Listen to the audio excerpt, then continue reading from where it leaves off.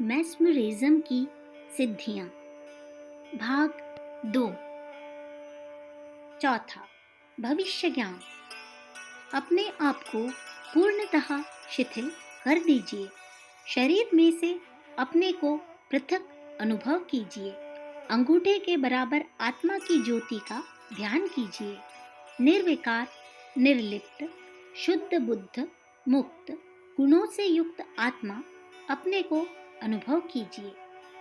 इस तेज स्वरूप आत्मा को ऊंचा ऊपर आकाश में अवस्थित कीजिए। वहां से अमुक व्यक्ति, देश या कार्य के ऊपर दृष्टिपात कीजिए। दिखाई देगा कि उसके आगे पीछे एक विशेष वर्ण का धुआं सा उड़ता चलता है। यह धुआं किस रंग का है, इसे बारीकी के साथ पहचानिए।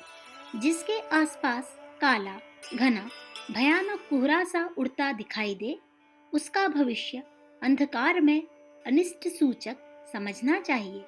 जिसके चारों ओर श्वेत, स्वच्छ, हल्का कोहरा सा छाया हो, इसका भविष्य उज्जवल समझना चाहिए। अधिक दिनों के अभ्यास से ध्यान करने पर भविष्य में होने वाली घटनाओं के भी दृश्य दृष्टिगोचर होने लगते हैं, जिनसे जाना जा सकता है कि इस व्यक्ति या कार्य का भविष्य कैसा होगा। पांचवा, व्यक्ति की पहचान। कौन व्यक्ति कैसे आचरण और विचार का है, इसकी जानकारी भी आत्मिक अभ्यास द्वारा प्राप्त की जा सकती है। वह इस प्रकार है। जिस मनुष्य का व्यक्तित्व जानना है, 10 सेकंड तक उसकी बाईं आंख की पुतली पर त्राटक कीजिए। इसके पश्चात 10 सेकंड के लिए आंखें बंद कर लीजिए। आंखें बंद करके सामने वाले व्यक्ति के चेहरे का ध्यान कीजिए। आपको किन्हीं खास रंग की धज्जियां सी उसके चेहरे के आसपास उड़ती हुई दृष्टिगोचर होगी। इन रंगों के द्वारा इस प्रकार का परिणाम निकाला जा सकता है। सफेद रंग सच्चा, ईमानदार। मटीला रंग चालाक। खाकी रंग वचन का पालन करने वाला। गुलाबी रंग पेट का साफ। लाल रंग क्रोधी। हरा रंग शांत, स्थिर। पीला रंग पुरुषार्थी, बहादुर। नारंगी रंग अभिमानी। नीला रंग अस्थिर। बैगनी रंग स्वार्थी। काला रंग निर्दयी, धोखेबाज। सुनहरा रंग दिव्य स्वभाव। मिश्रित रंग कूटनीतिज्ञ। यदि एक साथ कई रंग मिश्रित हो तो मिश्रित गुण समझना चाहिए। सामने वाले व्यक्ति के चेहरे पर गंभीरतापूर्वक नजर जमाइए और देखिए कि इससे आपके मन पर किस प्रकार की छाप पड़ती है। स्वच्छ मन में जैसी श्रद्धा या आशंका उत्पन्न होती है, प्रायः वैसा ही सामने वाले का चरित्र तथा स्वभाव निकलता है। छठा, संदेश पहुंचाना। बिना टेलीफोन या रेडियो के भी एक मनुष्य दूसरे तक अपने विचार पहुंचा सकता है। इस विद्या को यूरोपीय योगी टेलीपैथी कहते हैं। इस विद्या का अभ्यास इस प्रकार करना चाहिए। एक समान विचार के मनुष्य एक ही समय नियत करके अपने अपने स्थान पर एकांत स्थान में शांति चित्त में बैठा करो। आरंभ के 5 मिनट पहला व्यक्ति अपना संदेश भेजेगा और दूसरा सुनेगा। बाद में दूसरा व्यक्ति 5 मिनट संदेश देगा और पहला सुनेगा। पहला कौन, दूसरा कौन, यह क्रम पहले ही समाश्वेत कर लेना चाहिए। संदेश देने वाला नेत्र बंद करके दूसरे मनुष्य का ध्यान करे और उसे सामने बैठा हुआ अनुभव करते हुए मन ही मन अपनी बात कहे। जो बात कही जाए उसका एक एक शब्द स्पष्टता और गंभीरता युक्त होना चाहिए। शब्दों को मुख से उच्चारण करने की आवश्यकता नहीं है। मौन भाव से ही यह सब होना चाहिए।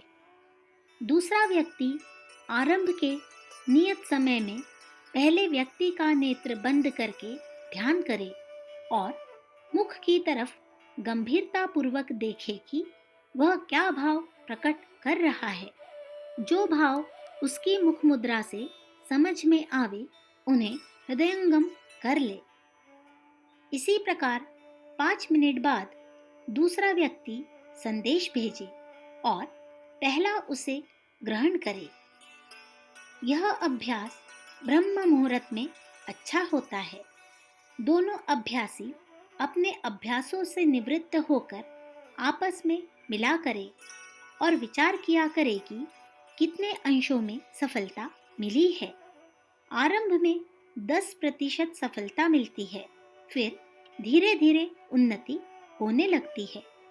आधी बातें ठीक निकले तो इसे अच्छी सफलता समझना चाहिए। फिर बिना समय नियत किए भी संदेश भेजे जा सकते हैं और सतत प्रयत्न से पूर्ण सिद्धि भी प्राप्त हो सकती है। 7वां, दूसरों के मन की बात जानना। ध्यानस्थ होकर अपनी मनोभूमि को बिल्कुल खाली नीले आकाश की तरह शून्य देखो।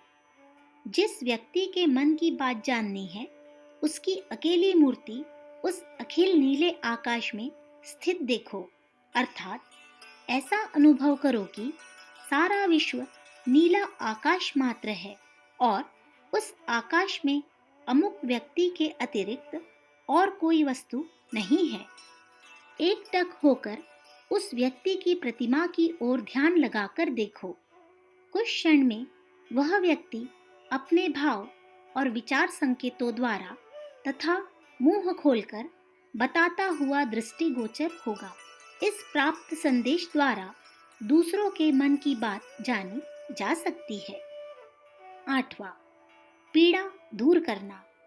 दांत, सिर, पसली, जोड़ आदि के दर्द, बिच्छू, ततैया, सांप आदि जहरीले जानवरों के काट लेने का दर्द, उन्माद, आवेश, भूत बाधा, भय आदि की मानसिक पीड़ा के लिए दुख निवारण की दृढ़ इच्छा करते हुए गायत्री मंत्र बोलकर जल को अभिमंत्रित करके पिलाना चाहिए। शुद्ध भस्म को मंत्रित करके उस स्थान में लगा देना चाहिए और पीड़ित स्थान पर हाथ फेरना तथा मार्जन करना चाहिए। ऐसा करने से पीड़ा को बहुत शीघ्र आराम होता है। 9वां, शक्तिपात।